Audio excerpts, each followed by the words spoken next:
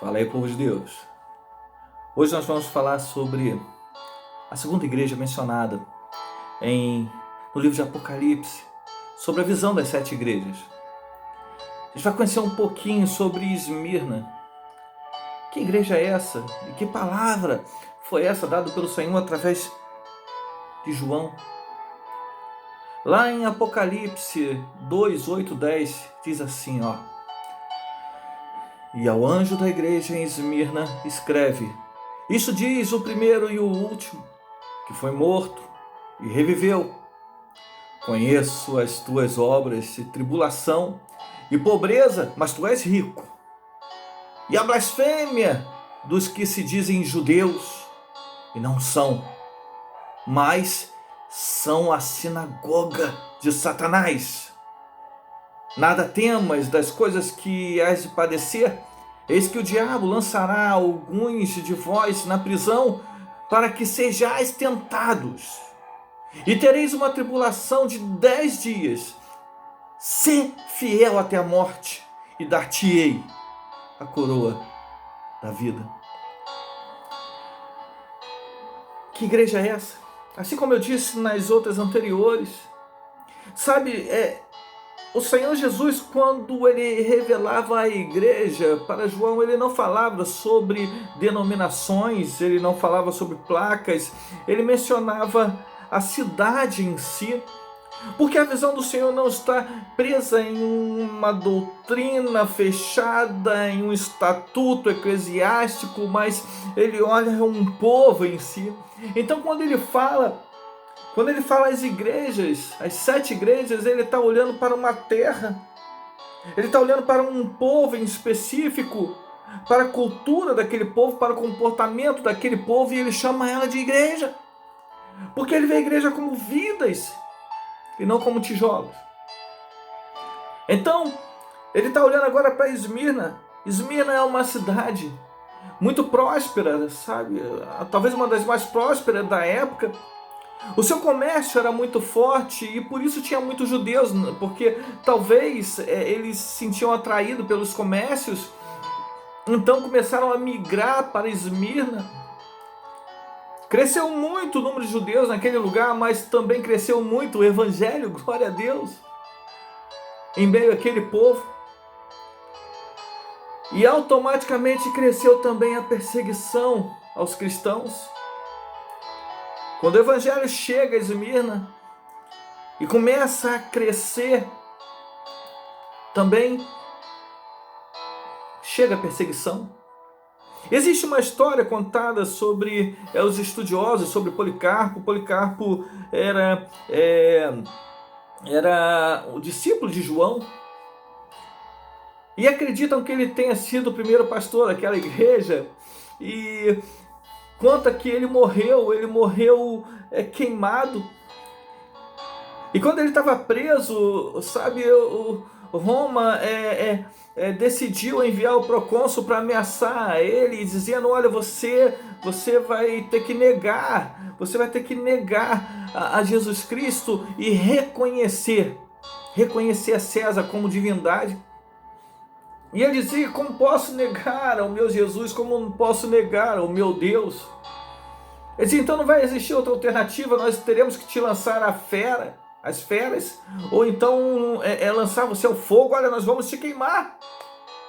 Então vem uma famosa frase, um famoso diálogo de Policarpo, quando ele diz assim: olha, você me ameaça com um fogo que dura pouco tempo, com um fogo que em minutos vai se apagar, mas não se preocupa com o fogo eterno, que vai te consumir na eternidade.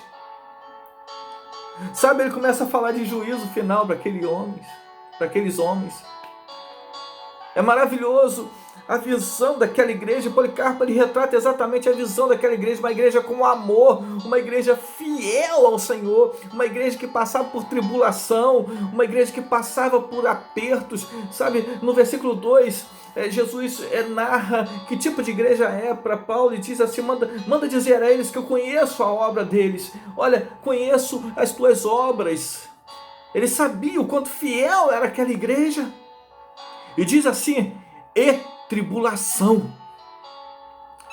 Ele sabia o quanto era perseguida aquela igreja. Ele vai além e diz, e pobreza.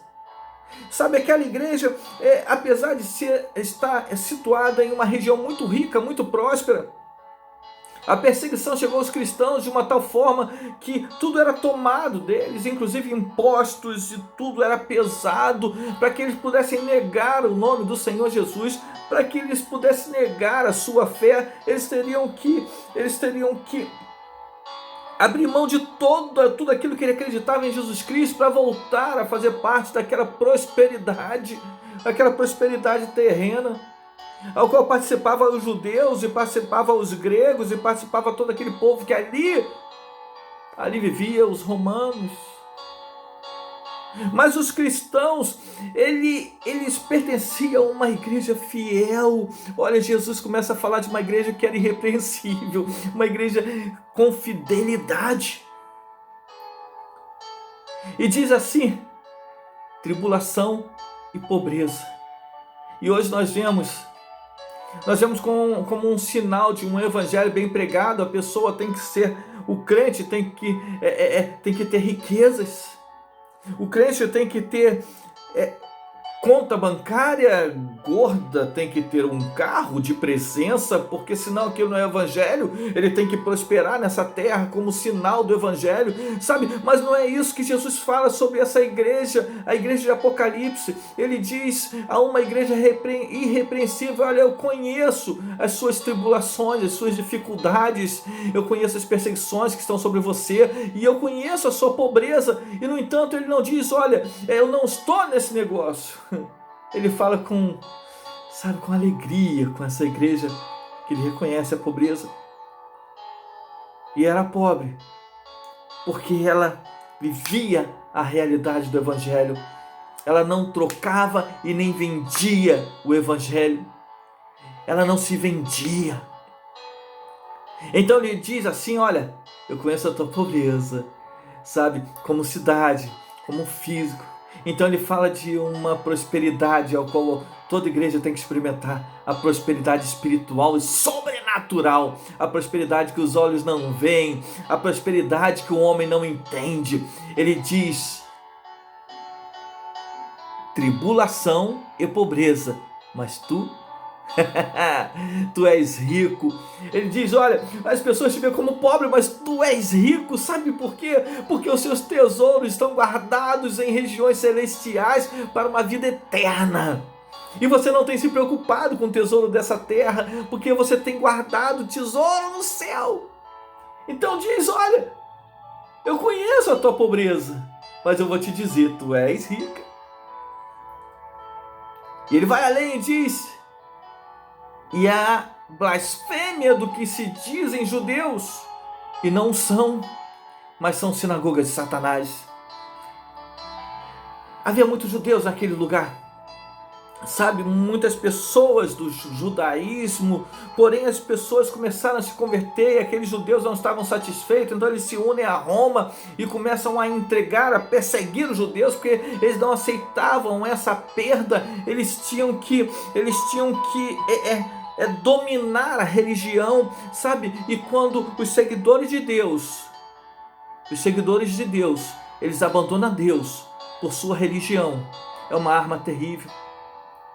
Se torna uma arma terrível, porque agora eles agem em nome de Deus, mas não praticam as obras de Deus. A religião, olha, ela mata em nome de Deus, ela enriquece em nome de Deus, sabe, ela fere em nome de Deus. Mas Deus diz, olha, tu és sinagoga de Satanás. Nós vivemos um tempo onde que muitas das igrejas evangélicas, talvez se o Senhor se levantasse a falar com a igreja evangélica da nossa época, eles iam dizer aos verdadeiros cristãos, eles iam dizer a você, eu conheço as suas obras, Olha, eu conheço a sua tribulação, eu conheço as suas dificuldades, eu conheço as perseguições, e é triste porque muitas das vezes é do povo de Deus que os adoradores recebem as perseguições, sabe? Muitas das vezes é em nome de Deus que os verdadeiros adoradores são perseguidos, é em nome de Deus que os ministérios são machucados, são feridos, é em nome de Deus que os ministérios são massacrados. Por causa da religião. Hoje nós olhamos e nós vimos que existe a religião evangélica e existe os cristãos evangélicos. Evangélicos porque prega o evangelho genuíno, verdadeiro dos céus, a novidade em Cristo Jesus. Nós temos dentro da própria igreja evangélica uma divisão aonde que a religião tenta sufocar aquilo que vem da parte de Deus. Sabe, eu vejo que havia muitos judeus que estavam se convertendo ao cristianismo. E a coisa mais triste é quando o irmão persegue o seu próprio irmão. Deveria doer no coração daqueles judeus cristãos olhar e ver seus irmãos traindo, os seus irmãos pegando e levando a Roma, os seus irmãos entregando para que eles fossem presos, para que fossem mortos. Mas eu vou além, eu imagino até o próprio coração de João, quando o Senhor Jesus revela, ele tem que escrever a igreja de Esmirna dessa forma. Ele diz assim: e a blasfêmia dos que se dizem judeus e não são, mas são sinagogas de Satanás. Aquela mesma sinagoga que antes João estava acostumado a frequentar, que falava de Deus, que exalava amor, que tinha cheiro de Deus. Em nome da religião, abandonaram a Deus e agora perseguem aqueles verdadeiros adoradores. Eu imagino que na cabeça de João, ele começa a lembrar daqueles amigos, daqueles de sua infância que frequentavam as sinagogas e que se corromperam pelo poder, se corromperam pelo poder da religião, pelas conquistas que a religião poderia trazer, os benefícios, ao ponto dele ter que revelar que aquela igreja era reconhecida aos olhos de Deus como igreja, como sinagoga de Satanás. Não tem nada mais triste do que a perseguição. Fala-se hoje muito da igreja perseguida, fala-se muito hoje daqueles que pregam em missões, e glória a Deus por eles. Eu louvo, eu admiro a cada um deles, sabe, homens de coragem, mas eu vou te falar uma coisa: quando eles vão para algum local, que eles saibam que vão ser perseguidos, que vão ser massacrados por blasfemadores, por pessoas que matam por prazer, porque não aceitam o cristianismo. Olha, eles já vão preparados para aquilo. Mas triste é quando nós olhamos para dentro dos templos, para dentro das nossas comunidades, e nós vemos que a própria religião tenta matar os adoradores, quando os nossos próprios irmãos são os nossos maiores perseguidores. Imagina a dor de João em escrever isso. Mas aquela era uma igreja firme, que não se dobrava, irrepreensível. É por isso que ele diz assim: e ao anjo da igreja em Esmirna escrevo isto, diz o primeiro e o último que foi morto e reviveu. Ele está falando de alguém, dele mesmo. Ele está dizendo: olha, eu venci a morte, você também vai vencer. Eu venci a morte. O próprio nome Esmirna, ele quer dizer em grego mirra. Ele quer dizer mirra, e mirra é uma especiaria que exala cheiro, que se faz o incenso, que se faz o perfume. As mulheres se perfumavam para o seu noivo, porque havia um simbolismo, havia incenso sendo levantado a Deus com cheiro de mirra. A unção nos templos eram com mirra. O Senhor Jesus foi ungido com mirra, porque a mirra fala de um amor que transcende a eternidade, um amor que vence a morte, sabe? Eles não entendiam os setores, a revelação espiritual do nome dessa cidade, mas aquele não era na realidade o nome da cidade, mas aquela igreja. A cidade poderia se chamar até Esmirna, mas mirra mesmo. Era aquela igreja que exalava tanto amor, que nem a perseguição a parou. Sabe, que nem a traição dos seus irmãos diminuiu a intensidade de amor que aquela igreja tinha por Senhor Jesus.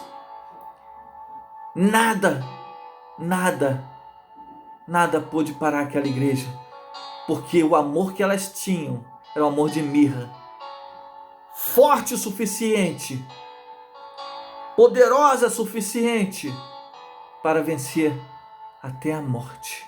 Porque a Bíblia diz que tudo passa, mas o amor é eterno. Essa é a igreja de mirra.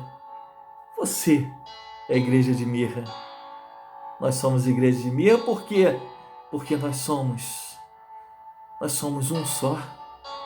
Sabe? Um corpo só, uma igreja só. Nós estamos juntos. Nós somos um.